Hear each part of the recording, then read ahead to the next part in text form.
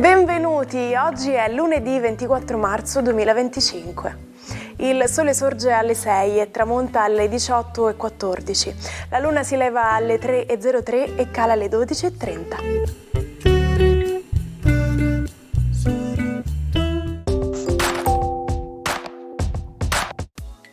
Oggi la Chiesa celebra Santa Caterina di Svezia.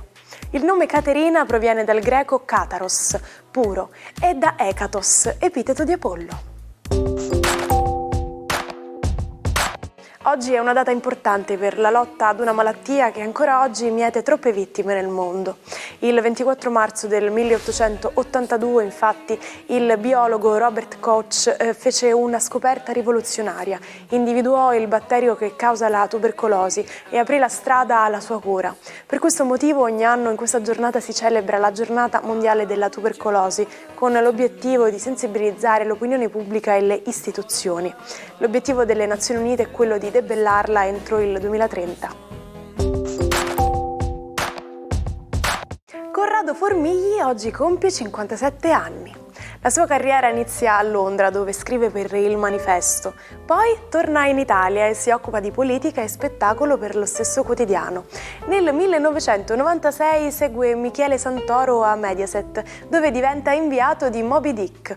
Da lì in poi le sue inchieste lo portano in giro per il globo.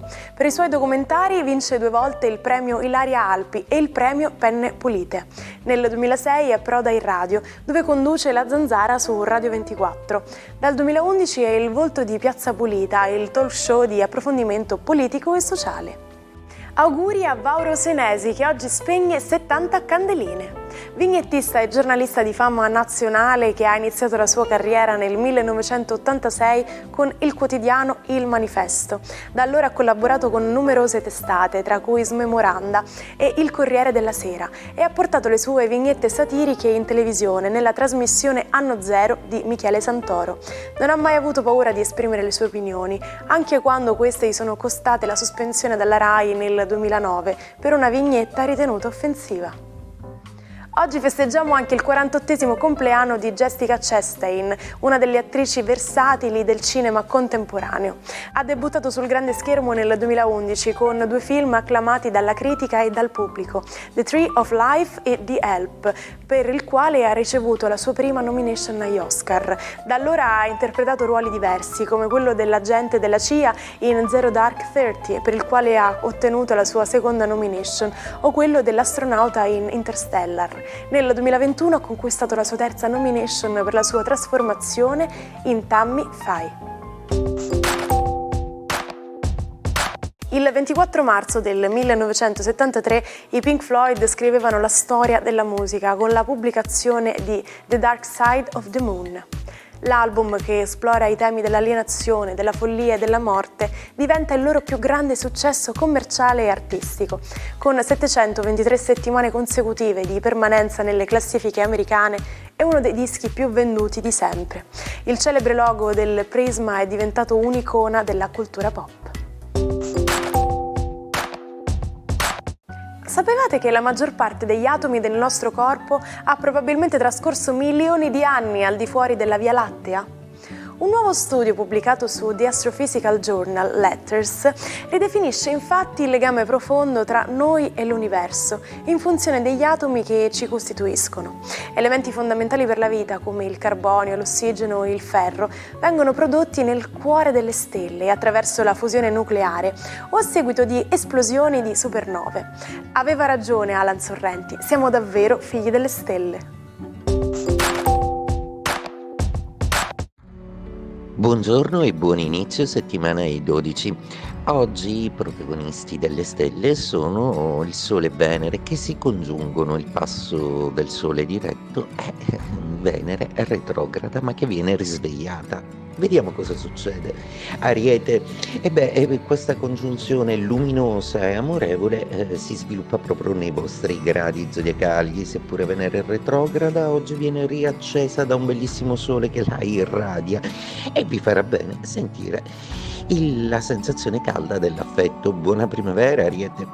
Toro, Venere, il vostro pianeta oggi viene riscaldato e illuminato dal Sole, ottimo per voi, anche perché la Luna dal Capricorno è in contatto con Urano, il vostro ospite un po' ansiogeno e terremotante, vi spinge a prendere delle decisioni in amore che potrebbero essere assolutamente vantaggiose e positive. Gemelli, Mercurio partecipa anche lui a questa congiunzione con il Sole, anche se è più protagonista Venere, anche le idee verranno illuminate e per voi gemelli si accende la classica lampadina, anche perché il vostro ospite Giove scalpita per formare aspetti e per tradurre un'idea che vi verrà oggi in una meravigliosa realtà. Cancro, Luna in opposizione oggi è in Capricorno e Venere congiunta al Sole è in quadratura.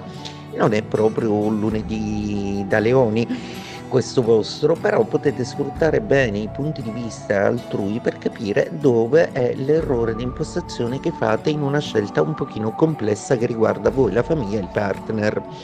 Leone, una giornata oggi molto positiva proprio perché il vostro astro, il Sole, incontra la bella Venere e tornano di nuovo gli accordi, la passione e una certa bellezza che non vi dispiace mai sfoggiare. Vergine, la giornata oggi è una giornata che può fare affidamento sulla Luna, una Luna molto compatibile in Capricorno e un Urano che vi spinge a fare di più, a velocizzare i tempi.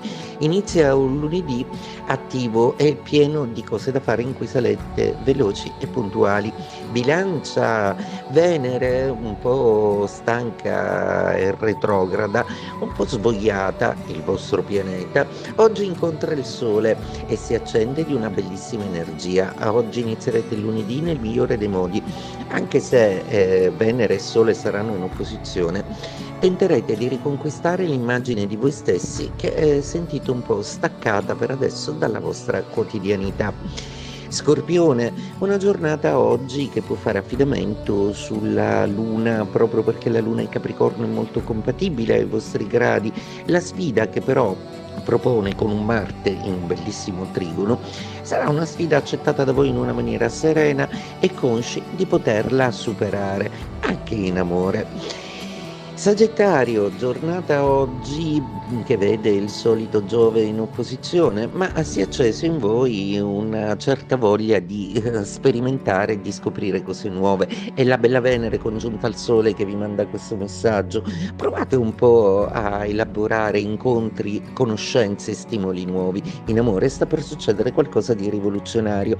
Capricorno, oggi la Luna è ospite nei vostri gradi, è una Luna un po' nervosa proprio perché si oppone direttamente a Marte. Non vi aiutano tra l'altro Sole e Venere che sono in quadratura. Oggi è una giornata in cui dovrete affrontare un po' meglio le questioni affettive. Acquario, oggi è una giornata molto amica proprio perché i pianeti rotanti in Ariete vi sono solidali ed è proprio Venere, anche se non ne sentite mai volentieri parlare, che vi stimola. Una Venere peraltro che si interfaccia benissimo assieme al Sole col Plutone ospite nei vostri gradi. Sta per accendersi una passione senza precedenti, cari Acquario.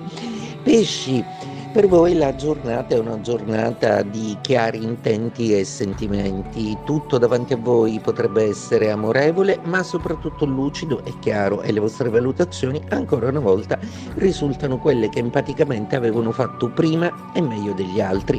C'è anche un bellissimo trigono di Marte su Saturno. Oggi per voi è proprio un lunedì da mordere e da vivere in tutta la sua pluralità. Un tragico episodio della storia italiana si consumava il 24 marzo del 1944, l'eccidio delle Fosse Ardeatine.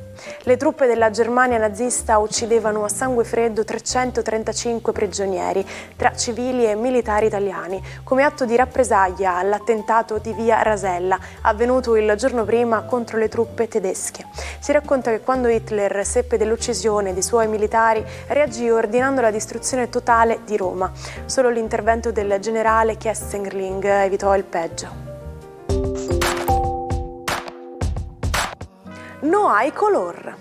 Questa è l'espressione di oggi e si traduce letteralmente con non c'è colore. L'equivalente italiano sarebbe però non c'è paragone e si può usare quando si stanno confrontando due cose e una è evidentemente migliore dell'altra, al punto da poter dire che no hay color. Tra cielo e terra, tra scienza e avventura. Questo è il mondo di Jules Verne, uno dei più grandi scrittori francesi di letteratura per ragazzi. Fin da bambino Verne ha una passione per l'esplorazione. A 11 anni scappa di casa per salire su una nave che va nelle Indie. Tornato a casa dal padre che non approva le sue aspirazioni letterarie, studia filosofia e retorica e a 22 anni scopre il suo vero talento, inventare. E lo fa così bene da diventare il padre della fantascienza. Per scrivere i suoi romanzi si documenta con cura su geografia, zoologia, fisica e tecnologia. Il suo archivio contiene più di 20.000 informazioni. La sua voglia di conoscere il mondo e le sue ricerche gli aprono le porte di un universo che va oltre il tempo presente.